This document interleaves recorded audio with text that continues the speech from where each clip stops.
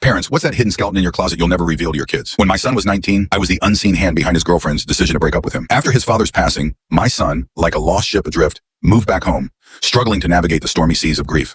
Things began to brighten when he found a job. His girlfriend, Kay, was a sweet, slightly anxious soul. We hit it off like two puzzle pieces, finding their fit. She lacked a strong maternal presence, and I sensed her eagerness to become part of our family. Kay would often fret about my son's whereabouts after work, but it was more like a gentle breeze of concern than a gale of control. I'd always reassure her, saying he was at his friend Mike's place, engrossed in his PlayStation games. One fateful night, my son popped home briefly to grab his PlayStation, saying he'd be off to Mike's again later. Then Kay called, asking me to pick up some things for her. I agreed and messaged my son. He replied promptly, saying it all was well, and he'd help me assemble a bookshelf later. However, when I reached the store, there he was, standing behind the cash register, beaming and chatting with customers. I was rooted to the spot like a statue. He greeted me cheerfully, joking about not seeing me for weeks and wanting his controller back. I forced a smile, paid for the items, and left. Back home, Kay was smiling. She asked with a hint of worry if I knew where my son was. I couldn't bring myself to lie anymore. I don't know, I said. I suggested she call him. A few days later, Kay broke up with my son. I've kept this truth buried deep, and he still thinks she overreacted. But I know the real reason behind it all.